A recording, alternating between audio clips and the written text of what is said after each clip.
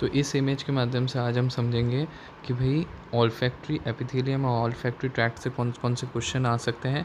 एक जो question mostly आपके माइंड में भी पढ़ते वक्त आना चाहिए कि भाई एक बहुत सिंपल सी बात है, बहुत बेसिक सी बात है, ऑल्फैक्टरी नर्व कौन सी नर्व है। बेसिकली फर्स्ट क्रेनियल नर्व है, या आपको पता है।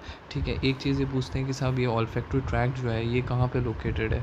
तो ये क्वेश्चन में आपको ये चीज़ सोचना है, तो आपको थोड़ा सा विजुअलाइज़ करना है कि ऑल्फैक्टरी ट्रैक्ट कहाँ हो सकता है। तो फ्रंटल लोब में। पर ठीक है, यहाँ पे इन्होंने क्वेश्चन थोड़ा सा चेंज कर देंगे कि where does olfactory tract go. ठीक है, पहले तो उन्होंने क्या पूछा कि where is olfactory tract located, तो हमने फ्रंटल लोब बोल दिया। पर where does olfactory tract go. ठीक है, तो इसके लिए हमें ऑल्फैक्टरी जो ट्रैक्ट है उसकी डेफिनेशन पे जाना पड़ेगा कि भाई बेसिकली ऑल्फैक्टरी ट्रैक्ट करता क्या है कि आपकी जो सेंस ऑफ स्मेल है, आप जैसे ही स्मेल लेंगे तो आपके जो एयर मॉलिक्यूल्स हैं उसको वो उसकी एपिथेलियम पकड़ती है और ब्रेन के डिस्क्रीट एरियाज़ में भेजती है। ठीक है, ये बात आपको याद रखना पड़ेगा। एक पर्टिकुलर लोब में जा तो रही है पर अलग अलग एरियाज़ में जा रही है। ठीक है, तो कहाँ जा रही है, अब उस क्वेश्चन पे वापस आते हैं, वेयर डज ऑल्फैक्टरी ट्रैक्ट गो। तो ऑल्फैक्टरी ट्रैक्ट आपका जाता है टेम्पोरल लोब में। पर टेम्पोरल लोब में कोई पर्टिकुलर एरिया पे नहीं, अलग अलग 2-3 एरिया में जाता है जिसके नाम होते हैं पायरिफॉर्म कॉर्टेक्स होता है, अमिगडाला होता है, एंटोराइनल कॉम्प्लेक्स होता है।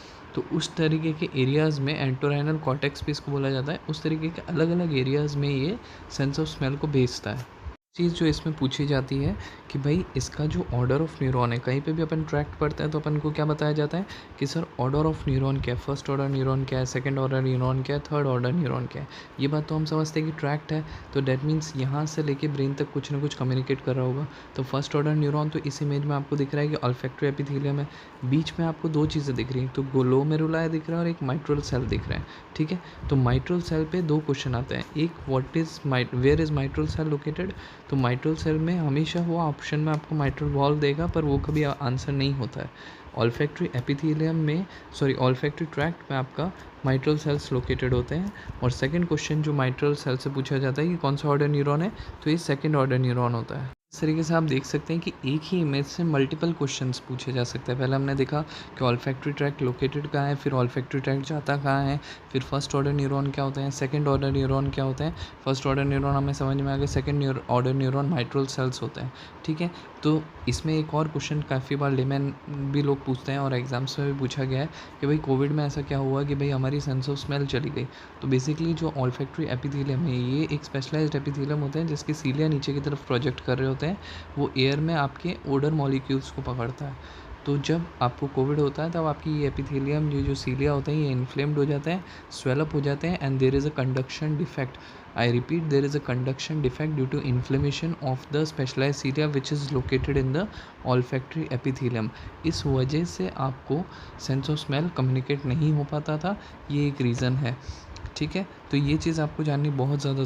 एक क्वेश्चन और पूछा जाता है ऑल्फैक्टरी एपिथेलियम से मोस्टली कि which part of brain is responsible for smell and which part of brain controls the sense of smell.